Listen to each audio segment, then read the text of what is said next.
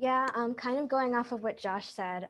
So I know right now, like a lot of parents or even older siblings are homeschooling their younger siblings or their children. And how I grew up was always taught the ancestral indigenous ways of the Mexicanella people. And I know that something that I would want to see in schools is more voices of elders and storytelling, because oral tradition is how we pass on so many different like important advices and wisdom, and that's how we've learned for centuries. Oral tradition, or you know, even with pictures and graphs. And so like another thing kind of is catering the classes and the class time towards the students.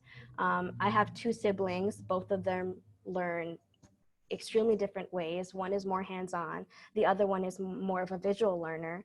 And so, you know, kind of catering class time to that, right? And so I think that's one way. But I definitely do think that we need to get into that decolonized mindset and start to break down what we normally think of as like a typical classroom.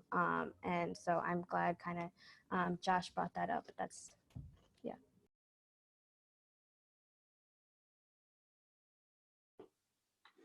It's all really good stuff. I like it. I like what you're thinking, Josh. A different sort of wrinkle to put into this. The test prep industry is a multi-billion-dollar industry. And so you have the impacts and some of the oppression coming from capitalism that is part of that as well. And it's interesting, just a week before we made the announcement that we were going to be test optional, I was on a webinar call with the president of the College Board, which is the organization that produces the SAT and the AP test. And they were coming up with all kinds of things. You know, we're going to make sure that the digital divide is broken down. We want to make sure we have a digitally available SAT in case we can't go back to school. But what I was hearing was this was somebody who's a leader of an institution that might become irrelevant very quickly. And it's sort of, they're sort of realizing that, like, if we're not giving this test, we got to find ways to continue to be relevant. And there was an educator in the call that actually asked, like, what's going to happen in 5 years when we realize that we don't actually need you? And he didn't have a very good answer for that. So just wanted to throw that piece in there, that that COVID, you know, for whatever, you know, I kind of agree with what Nate points out, that I'm not sure that equity is really the reason that these tests aren't happening anymore. But the reality is that they're not happening, and we might take a look around and say, actually, we don't need to rely on these tests anymore. So just kind of a different angle to that question.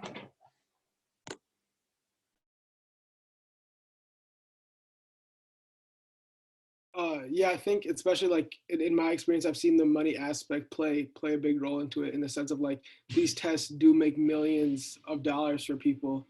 But I am like what was said earlier, is I'm concerned. Like, I feel like I personally would want to get rid of like all standardized tests, but I would be concerned, that was like brought up earlier, is how do we, like, and of course there's other ways, but I feel like standardized tests are a very like set in stone way of how we can show this gap, like this educational gap that we have, especially within Minnesota. I mean, Minnesota is one of the best states educationally, but one of the worst states has one of the worst educational gaps. And a lot of times when I've been presenting to board members or to people at school, or to even just like fellow peers, I constantly find myself falling back on those standardized tests as one of the biggest ways to show how big this gap is. And it's interesting because I can even see this like within my own school. Like I said earlier, I go to open world learning, and it's an EL school, educational learning, expeditionary learning. Sorry. So like we don't really have tests like besides the ACT, like we have no finals. Like you'll never see any of the students take a final. We really don't have any like big like midterms or anything as other high schools may have. Like we have group projects a lot. Like we're collaborating with each other. And like we'll have essays and stuff as other high schools, but we don't really have any big final that will impact our grade in a significant way. I'm not sure of how many know like the standard-based grading, but we're on like an EPDN that only translate into a letter grade once it goes on your transcript. And I mean, for me, it's worked out very well, but I feel like it has because I've also found positions to amplify my voice, and without that, I felt like as I can see a lot of my peers, they kind of slip below this radar. And if you're not doing well, and since it's not showing on tests, since we don't have them, they kind of just slip lower and lower into the radar, where they start missing school, and they start like not coming to class, and no one's really holding them accountable because they don't have anything concrete to point to and say like this is where the student's failing. I'll just echo what everyone has been saying. I had to look up the quote because I forgot, but I agree with Josh. Like, the master's tools will never dismantle the master's house. And so I would love to think outside of the system that we're already in, but I just can't right now. And like what Malachi, what Silvy, what everyone has been saying, how can we hold people accountable? Then how do we make sure that racism isn't perpetuating the way that it has been? And so for me, with the future of testing, what I would love to see is, again, echoing what people have already been saying, that I don't want it to be a reflection of the student's capability or where the student's at. I would love it if system leaders can take a look at it and figure out how they can better serve their students, whether it's MCA scores or whether it's ACT, like a student that's entering a higher ed institution. Like, I would love it if system leaders can still be able to look at that data point and then figure out themselves how they can better support the students that, whether it's that are going to be entering their system or already are in their system.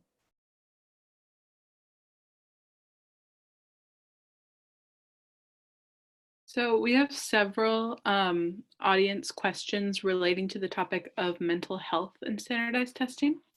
And especially to our students who are actively going through this process, but also those of you who see the impacts on either your students or the students around you. I'm wondering if you could speak a little bit to that concept of how our standardized testing impacts stress levels, anxiety, general well-being.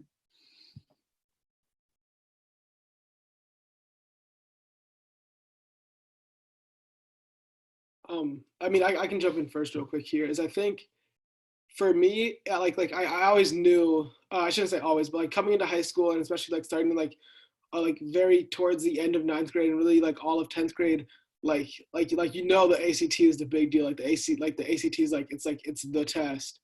But I feel like it's a lot of the the environment and the mental health aspects get severely overlooked. When you now having taken it and taking a step back from it, it's like disgusting to realize how normalized it is of like people just like bawling in school all day for the stress that they're going to through around like those couple of weeks, and like even like getting after getting your scores and trying to retake it, and just like you're seeing people crying in the halls or just having just breaking down. And I feel like just overall, just seeing like the mental health of like your entire grade and your entire schools as a whole drop around that time. It's eye-opening to realize that like we're putting so much importance on a single test on 4.5 hours of your life, that people are literally just going through panic attacks and stuff. So I definitely feel like it definitely has a severe negative effect on your mental health. At least what I've seen, what I've experienced in my school. Yeah, kind of going off what Malachi said. I mean, I know going up to the ACT, it was really stressful for all of us, and this was last year because we're seniors now, but it was super stressful, and I know people were really like banking everything on it. Like if I don't get the greatest ACT test score ever, I'm not going to get into the college I want to, like banking absolutely everything. And it's like kind of sad that, you know, they are so stressed out about that, and about that one test. But I think what I really saw was the after effects, the negative, was that people started comparing themselves a lot. I know that one of my teachers, mentors at my school, told me that they were really surprised about my ACT score, because they know I can do better, and they were just kind of, it seemed almost like they were disappointed in me for not getting like the test score that they thought I would get. And I just like I just told them like I'm just not the greatest like test taker out there, and that's just not me. But you know, I'm more of like a hardworking person, and you can kind of see that more with like other points like my GPA or something. But definitely not the ACT or like any standardized test. And I know that I would tell people my score, and they'd just be like, oh really, like that's what you got? And so like it'd just like make them seem like, oh well, she's not as smart as everyone thinks she is. Or and even just like comparing yourself to like another student. I know that a lot of my friends were like, wow, like I can't believe I got this score, like this person must be smarter than me. And like to like kind of bank all your smartness on just this one test is like a lot, and can really negatively affect you. And I know it has negatively affected a lot of people. And so yeah, that's my experience with it. I would just add, as a school leader, we're really conscious of, in our student culture, when students are experiencing chronic stress and chronic anxiety. Being stressed and anxious from time to time is a normal part of your developmental trajectory. But I think, again, going back to some of the issues that we outlined with standardized tests, this thing has evolved into something that is so complex, and I think places some students at a real serious disadvantage, that it can create a school environment where students experience high levels of stress and anxiety. So to get to the question, yeah, we see it, and I think how we address that has to simultaneously be work around how do we make sure that we have a school culture and environment that's supportive and affirming and empowering for students, while also highlighting to our students and to the test makers that your score doesn't define you.